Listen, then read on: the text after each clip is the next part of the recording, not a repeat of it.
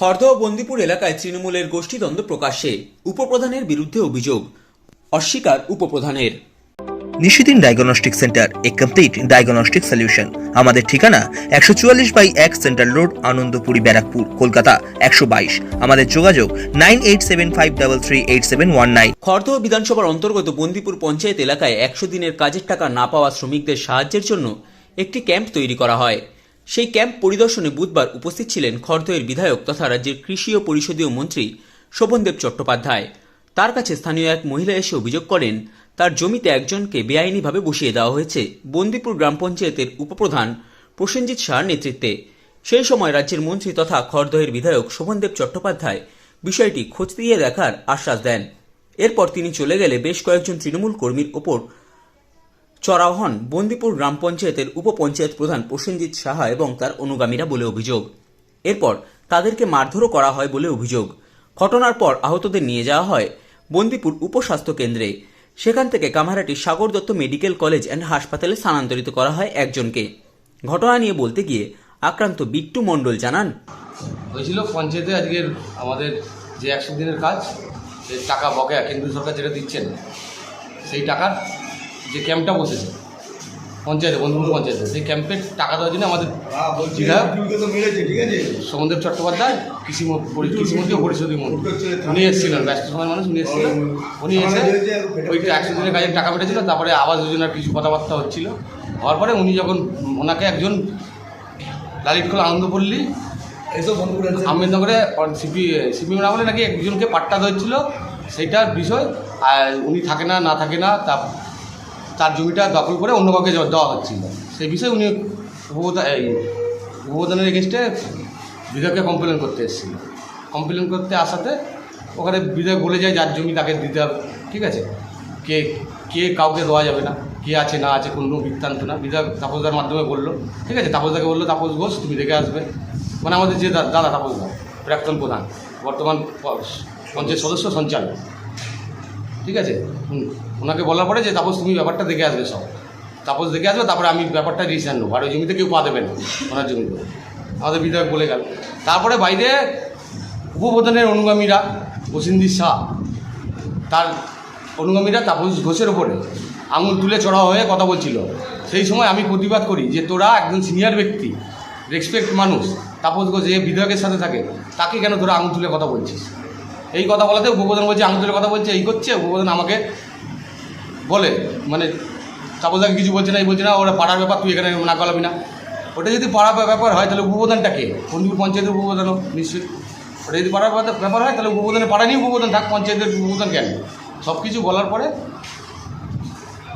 ভুট্টো, মানে আলাউদ্দিন পুরকাই, ভুট্টো আলাউদ্দিন পুরকাই পঞ্চায়েত সদস্য, তার ছেলে দুটো থানি দুই হাতে নিয়ে পঞ্চায়েতের সামনে, পঞ্চায়েতের আইসিডির কর্মীরা ছিল, পঞ্চায়েতের ভিআরপি কর্মীরা ছিল, পার্টি তৃণমূল পার্টির কর্মীরা ছিল, পঞ্চায়েত সবাই উপস্থিত থাকাকালীন পঞ্চায়েতের সামনে ভুট্টোর ছেলে দুটো থানিট নিয়ে আমার ভাইকে মারতে আসে, হাসান মণ্ডলকে মারতে আসাতে আমি প্রতিবাদ করে আটকাতে যাই। তখন ভুট্টোর ছেলে প্রসেনজিৎ শাহর নেতৃত্বে ভুট্টোর ছেলে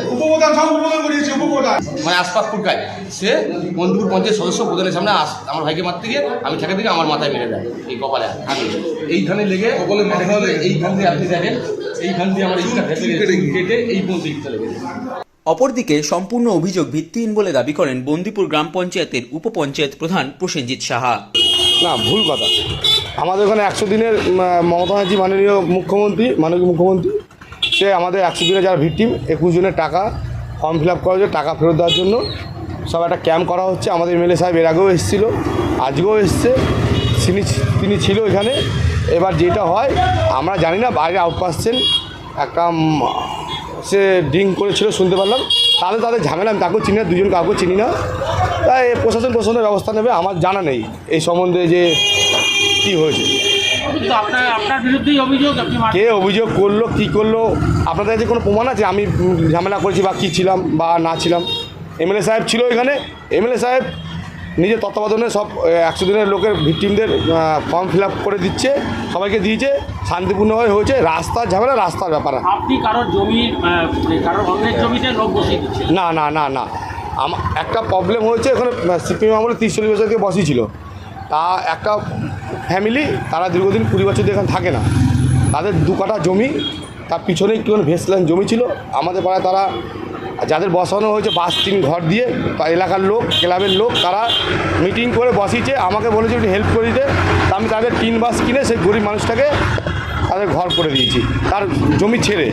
সে এখন বলছে যে তার জমি, কিন্তু তার নামে পাট্টাও নেই, তার নামে দলিলও নেই, সরকারি জমি। সে আমার যেটুকু জানা, কারণ আমি ওখানকার বাসিন্দা।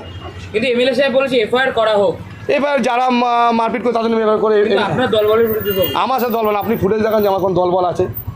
যারা মারপিট করেছে তারা ওই এলাকারই ছেলে। কারা চিনেন আপনি? না, আমি তাদের চিনি না। আমি ওখানে ছিলাম, অ্যাক্সিডেন্ট কাজে লোকের ভিড় ছিল, এমএলএ সাহেবও ছিল।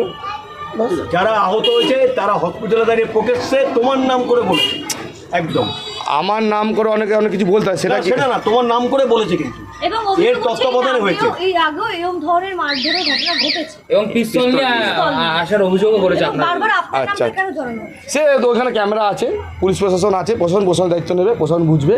এখানে আমাদের কিছু বলার নেই, আমার এখানে কিছু বলারই নেই। আমি তো ছিলাম না, আমি জানি না বিষয়টা। আমি সব নিয়ে রাস্তায় মধ্যমাতালে মারপিটে আমার কি ইন্টারেস্ট আছে? আমার পঞ্চায়েতের ভিতরে হয়নি, আমার ক্যাম্পের ভিতরে হয়নি। বিধায়কের সাথে কথা হচ্ছে? হ্যাঁ, আমার তো বিধায়ক আমার সাথেই ছিল, আমি একটা অনুষ্ঠান বাড়িতে ছিলাম, আপনাদের বললাম। হ্যাঁ, সব বলছে, আমার বিধায়ক বললো তা প্রশাসন স্টেপ নেবে, যে মেরেছে বা যে ইঞ্জুরি আছে তাদের পাট, আমাদের কোনো পাট নেই। সাধ্যের মধ্যে স্বপ্নের ফ্ল্যাট খুঁজছেন? লাবণ্য গ্রুপের পক্ষ থেকে ব্যারাকপুর হরিসভা মন্দিরের নিকটে সোনাঝুরি আবাসন। থাকছে lift, top floor, set, 0% GST. এছাড়াও থাকছে ব্যাংক লোনের সুব্যবস্থা।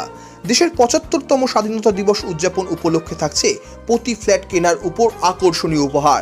থাকছে 10 গ্রাম সোনার কয়েন সম্পূর্ণ বিনামূল্যে। ফ্ল্যাট বুকিং চলছে। আমাদের যোগাযোগ 7278 200 456।